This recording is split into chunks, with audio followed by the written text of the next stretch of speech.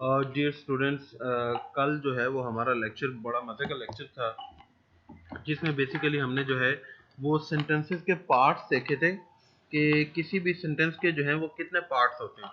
तो किसी भी सेंटेंस के दो पार्ट्स होते हैं, सब्जेक्टिव पार्ट होता है, प्रेडिकेटिव पार्ट होता है। ये दोनों चीज़ें कल जो है वो हमने की थी। आज जो है वो फिर उसके बाद मैंने आपको बताया था कि जो सेंटेंसेस हैं वो एक पॉजिटिव स्टेटमेंट होती है, नेगेटिव स्टेटमेंट होती है, एक इम्पेरेटिव सेंटेंस होता है। तो ये जो हम सब्जेक्ट ढूंढ रहे हैं, सब्जेक्टिव पार्ट ढूंढ रहे हैं, समटाइम्स ऐसे भी हमारे पास सेंटेंसेस होते हैं जिनके अंदर हमारे पास सब्जेक्ट नहीं होता। तो इसका मतलब है कि उस जुमले का सब्जेक्टिव पार्ट भी नहीं होता। जैसा कि देखें, ये जो इम्पेरेटिव सेंटेंसेस होते हैं ना हमारे पास बच्चों, ये स्क्रीन पर आपको नजर आ रहा है इम्पेरेटिव सेंटेंसेस। इम्पेरेटिव सेंटेंसेस के अंदर जो काम करने वाला होता है उसके बारे में हमें नहीं पता होता। जैसे देखें, मैं कहूँ कि शट द डोर, दरवाजा बंद कर दो। अब इसमें दरवाजा बंद करने वाला कौन है हमें नहीं पता। इसी तरह अगर मैं कहूँ कीप क्वाइट, खामोश रहो, इसमें खामोश रहने वाला कौन है हमें नहीं पता। इसी तरह जैसे कि मैं कहूँ कि सिट डाउन, अब इसमें बैठने वाला कौन है नहीं पता। स्टैंड अप, खड़े हो जाओ, हमें नहीं पता। तो ये ऐसे सेंटेंसेस जिनके अंदर हमें सब्जेक्ट का नहीं पता होता कि इसमें काम करने वाला कौन है। इन जो सेंटेंसेस के अंदर जो इम्प्लाइड सब्जेक्ट होता है, कहा जाता है कि जो अंडरस्टूड सब्जेक्ट होता है वो होता है यू। ये आप नोट कर लें अपने पास, या आप याद रख लें कि जो इस तरह के सेंटेंसेस जिसके अंदर हमारे पास सब्जेक्ट नहीं होता, उन सेंटेंसेस के अंदर जो इम्प्लाइड सब्जेक्ट होता है ना, वो होता है यू। कि जब मैं कह रहा हूँ ना शट द डोर, तो इसका मतलब है मैं किसी की तरफ इशारा करके कह रहा हूँ you shut the door, you keep quiet, you sit down, you stand up. तो जब इस किसी को इशारा कर रहा है, किसी को बुलाया जा रहा है, तो वो जो आपके सामने होता है यू, उसकी बात कर रहे होते हैं, सेकंड पर्सन की बात कर रहे होते हैं। लेकिन मैं जो आपको यहाँ पर बात बताना चाहता था वो ये है कि कुछ फिर जब पार्ट्स के हवाले से हम देखते हैं अपने सेंटेंसेस को, तो उनमें कुछ ऐसे सेंटेंसेस होते हैं जिसके अंदर सब्जेक्ट जो है वो होता ही नहीं है। तो उसको हम कहते हैं कि फिर इसके अंदर सब्जेक्टिव पार्ट नहीं है, इसके अंदर प्रेडिकेटिव पार्ट है, क्योंकि इसके अंदर सब्जेक्ट नहीं है और इम्प्लाइड सब्जेक्ट यू है। तो हम यू को अपना जो है वो सब्जेक्टिव पार्ट कंसिडर कर सकते हैं, अगरचे के वो सेंटेंस के अंदर लिखा नहीं होता। ठीक है बच्चों, तो ये पार्ट्स ऑफ सेंटेंसेस के हवाले से जो इंपेरेटिव सेंटेंसेस हैं उनको कैसे समझा जाता है, ये आपको मैं उम्मीद करता हूँ समझ आ गई होगी कि इसके अंदर सब्जेक्टिव पार्ट नहीं होता। तो हम खुद से ही हम अपने जहन में जो यू है उसको अपना सब्जेक्टिव पार्ट जो है वो बना लेते हैं। चले जी, अब आज मैं आगे आपको जो है वो बताने लगा हूँ कि क्लॉज क्या होती है। बहुत अहम लेक्चर है जी आज का कि क्लॉज क्या होती है। अगर आपको कोई आइडिया है तो ऑफ कोर्स जो है वो आप जो है अपना फीडबैक दे सकते हैं। आप अपने कमेंट सेक्शन में जो है वो उसका मीनिंग बता भी सकते हैं जो भी आपको पता है। बेसिकली क्लॉज जो है इसे कहा जाता है कि इट्स ए पार्ट। ठीक है, क्लॉज का मतलब होता है पीस, टुकड़ा। It's a part of a sentence. आसान लफ्जों में हम ये लिख सकते हैं कि क्लॉज जो है वो बेसिकली किसी भी जुमले का हिस्सा होती है।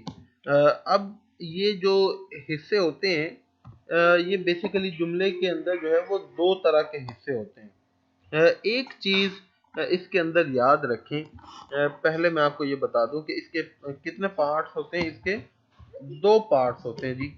कौन कौन से? एक होता है इंडिपेंडेंट और दूसरा होता है डिपेंडेंट। क्लॉजेस के कितने पार्ट्स होते हैं?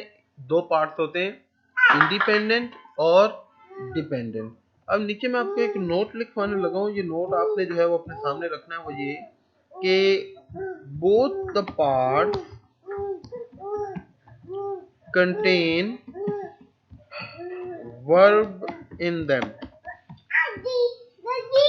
अब ये याद रखें, जब हम पिछले दिनों फ्रेज के ऊपर लेक्चर कर रहे थे तो उस वक्त एक बच्चे ने मुझसे क्वेश्चन पूछा था कि सर फ्रेज और क्लॉज में क्या फर्क है। तब मैंने उसे कुछ समझाया था, लेकिन आज मैं उम्मीद करता हूँ कि ये उसकी अंडरस्टैंडिंग जो है वो पहले से ज्यादा क्लियर होगी। Phrase basically is a group of words which does not make any sense and it does not have a verb in it।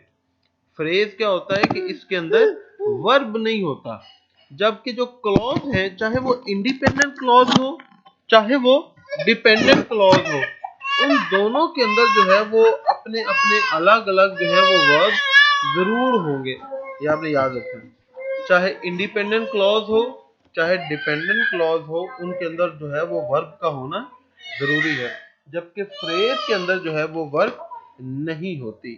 अब मैं इसके बाद आपको कुछ और चीजें यहाँ पर जो है वो यहाँ पर लिख रहा हूँ कि independent clause is also called a principal clause. जो इंडिपेंडेंट क्लॉज है इसे हम जो है वो प्रिंसिपल क्लॉज भी कहते हैं। It is a complete sentence. जो इंडिपेंडेंट क्लॉज होती है ये एक कंप्लीट सेंटेंस भी होती है, मतलब कि ये अपना मीनिंग जो है वो फुली कन्वे कर सकती है। ठीक है, इसको जो है वो अपनी बात मुकम्मल करने के लिए जो है वो किसी और चीज की जरूरत नहीं होती। सिंपल वर्ड्स के it does not depend on anything else। It does not depend on anything else to complete its meaning। कि अपना मीनिंग कंप्लीट करने के लिए जो है इसे और किसी चीज की जरूरत नहीं होती है, जो इंडिपेंडेंट क्लॉज होती है। ठीक है, इसके साथ अब मैं आपको बताने लगा हूं कि जो बेसिकली डिपेंडेंट क्लॉज है डज नॉट कंप्लीट, या फिर हम कहें कि does not convey complete meaning and it is connected with a conjunction। ये कंजंक्शंस क्या होते हैं ये आगे हम इंशाल्लाह इसको भी बड़ा डिटेल में पढ़ेंगे, लेकिन अभी आप ये देखें कि ऊपर हमने जो लिखा था वो हमने ये लिखा था कि जो डिपेंडेंट क्लॉज हो चाहे वो इंडिपेंडेंट क्लॉज हो, दोनों के अंदर वर्ब जो है वो होता है, लेकिन इंडिपेंडेंट क्लॉज जो है वो अपना मीनिंग समझा देती है, वो एक सिंपल सेंटेंस कहलाता है। लेकिन जो डिपेंडेंट क्लॉज है वो अपना मीनिंग कन्वे नहीं कर सकती। It is also called subordinate clause. जो डिपेंडेंट क्लॉज है इसे हम जो है वो सबऑर्डिनेट क्लॉज भी कहते हैं। सबऑर्डिनेट का मतलब क्या होता है? सबऑर्डिनेट का मतलब होता है मातहत, जो आपके नीचे काम करता है। तो देखिए, जो आपके नीचे काम कर रहा है उसकी मर्जी नहीं चलेगी, मर्जी तो चलेगी जो प्रिंसिपल क्लॉज है। तो जो डिपेंडेंट क्लॉज होती है ये वर्ब रखने के बावजूद सबऑर्डिनेट क्लॉज होती है। क्यों? क्योंकि ये किसी कंजंक्शन के साथ जुड़ी होती है, जिसकी वजह से ये अपना मीनिंग पूरा मुकम्मल जो है वो कभी भी समझा नहीं पाते। तो it always depends, it always depends upon a principal clause, या फिर हम कहें कि an independent clause to complete its meaning. कि जो डिपेंडेंट क्लॉज होती है उसे अपना मफहूम मुकम्मल तौर पर बयान करने के लिए हमेशा एक इंडिपेंडेंट क्लॉज की या प्रिंसिपल क्लॉज की जो है वो ज़रूरत होती है, जबकि प्रिंसिपल क्लॉज को अपना मीनिंग कंप्लीट करने के लिए जो है वो किसी चीज की जरूरत नहीं होती। अब यहाँ पर एक और नोट लिख लें, मैं आपको ये बता दूं कि ऐसा नहीं होता कि जुमले के अंदर सिर्फ एक इंडिपेंडेंट क्लॉज होगी, ऐसा नहीं है। कि in a sentence there can be more than one independent and dependent clauses. देखो ये नहीं होता कि किसी एक जुमले में सिर्फ एक इंडिपेंडेंट क्लॉज होगी। कई ऐसे सेंटेंसेस होते हैं जिसके अंदर एक से ज्यादा इंडिपेंडेंट क्लॉजेस होती हैं, और कई ऐसे सेंटेंसेस भी होते हैं जिसके अंदर एक से ज्यादा डिपेंडेंट क्लॉजेस होती हैं। लेकिन ये याद रखें कि अगर एक कोई ऐसा सेंटेंस बन ही नहीं सकता जिसके अंदर सिर्फ और सिर्फ डिपेंडेंट क्लॉजेस हो, क्योंकि डिपेंडेंट क्लॉज तो अपना मीनिंग पूरा नहीं ना बना सकती। तो उसे अपना मीनिंग बनाने के लिए जो है वो इंडिपेंडेंट क्लॉज की जरूरत होती है। ऐसा हो सकता है कि एक जुमले के अंदर एक इंडिपेंडेंट हो और आगे दो तीन जो है वो डिपेंडेंट क्लॉजेज हो। ये तो है, ये तो मुमकिन है, क्योंकि इंडिपेंडेंट क्लॉज फिर उन तमाम डिपेंडेंट क्लॉजेज का मीनिंग जो है वो कंप्लीट कर देती है। लेकिन ये मुमकिन नहीं है कि सिर्फ और सिर्फ जो है वो डिपेंडेंट क्लॉजेज ही हो, इंडिपेंडेंट क्लॉज जो है वो कोई ना हो। हाँ ये मुमकिन है कि एक सेंटेंस के अंदर चाहे तीन चार कितनी भी, लेकिन सिर्फ और सिर्फ जो है वो इंडिपेंडेंट क्लॉजेज हो, क्योंकि इंडिपेंडेंट क्लॉजेज जो है वो अपना मीनिंग फुली कन्वे कर सकती हैं, वो अपना मतलब जो है वो सही मानों में समझा देती हैं। मैं आपको कुछ जो है वो इसके आगे एग्जांपल्स भी करवा देता हूँ। जैसा कि देखें, ये एग्जांपल मैं अभी लिखने लगा हूँ आपके सामने। मैं कहूँ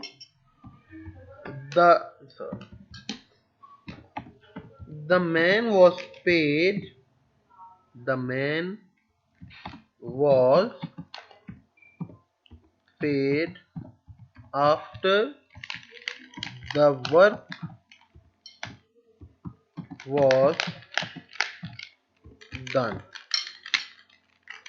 काम मुकम्मल होने के बाद आदमी को रकम अदा कर दी गई। अब देखिए यहाँ पर अगर ये जो जुमला है after the work was done, काम मुकम्मल होने के बाद, अगर इसके साथ हमने ये जुमले का पहला हिस्सा ना लिखा होता द मैन वाज पेड, तो हमें कभी ना पता चल सकता कि हम ये क्या कह रहे हैं कि काम मुकम्मल होने के बाद हमने क्या किया था। हो सकता है मैं यहाँ पर ये लिखना चाहता हूँ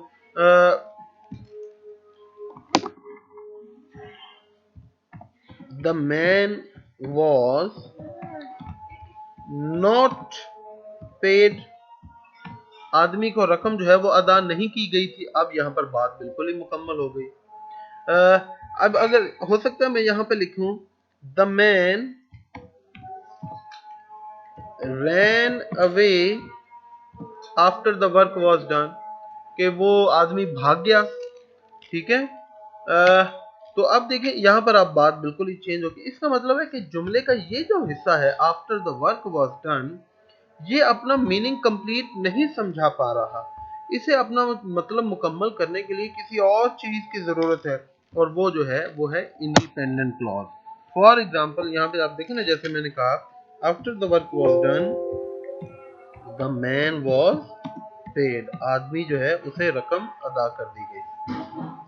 ठीक है, तो द मैन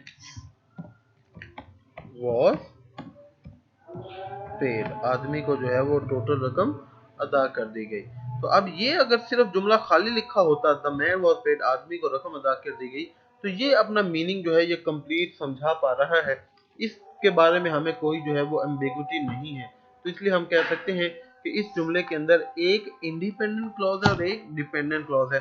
ये जो after the work was done है ये हमारी डिपेंडेंट क्लॉज है, द मैन वॉज पेड ये हमारी इंडिपेंडेंट क्लॉज है। अब इसी तरह एक और जुमला मैं लिखता हूं, देखिए मैं कहूं कि I went there and I found him, मैं वहां गया और मैंने उसे तलाश कर लिया। अब इस जुमले के अंदर देखें दो बातें हैं, एक वहां जाना और एक है उसको ढूंढना, और इन दो मुख्तलिफ बातों को हमने जोड़ दिया है एंड के साथ। अब ये देखिए कि अगर हम यहाँ पर एंड को काट के यहाँ पर हम फुल स्टॉप लगा दें, I went there I found him, तो फिर भी ये दोनों बातें जो है वो हम मुकम्मल तौर पर समझा सकते हैं। इन दोनों का अलग अलग मीनिंग भी समझाया जा सकता है, लेकिन इन दो मुख्तलिफ ऐसी बातों को जिनका मीनिंग हम आसानी से समझा सकते हैं, इनको हमने सिर्फ एक कंजंक्शन के साथ जोड़ दिया है। अगर हम कंजंक्शन ना भी लगाते, फुल स्टॉप लगाते, तो ये दोनों बातें जो है वो हम अलग अलग कर सकते हैं। तो इसका मतलब है कि इस जुमले के अंदर ये दोनों जो बातें हैं, आई वेंट देयर और उसके बाद आई फाउंड हिम, ये दोनों बातें इंडिपेंडेंट क्लॉजेज हैं। तो किसी जुमले के अंदर एक से ज्यादा इंडिपेंडेंट क्लॉजेज भी हो सकती हैं, किसी जुमले के अंदर ऐसा भी हो सकता है कि इंडिपेंडेंट और डिपेंडेंट क्लॉज हो। ये आगे इंशाल्लाह जो है वो हम इसको डिटेल में करेंगे क्लास स्ट्रक्चर के हवाले से। तो मैं आपको दिखाऊंगा कि क्लासिफिकेशन ऑफ सेंटेंसेस जो है वो कैसी है स्ट्रक्चर के हवाले से, और फिर आगे टाइप्स के हवाले से। हमारा अगला काम जो है वो ये होगा। लेकिन मैं उम्मीद करता हूँ कि आज का जो लेक्चर अभी आपने सुना है, इसको आपने इंजॉय किया होगा, इसको आपने समझा होगा। और आगे हम जो है वो क्लॉजेस की टाइप्स वगैरह भी डिटेल में करेंगे, ये सारी चीज़ें, फ्रेजेस की भी हम टाइप्स करेंगे। लेकिन मैं अभी ये मेन पेज पे आ गया हूँ और मैं स्लोली जो है वो स्क्रॉल कर रहा हूँ, ताकि आप बाद में अगर स्क्रीनशॉट लेना चाहें तो इसका जो है वो आप स्क्रीनशॉट ले सकें।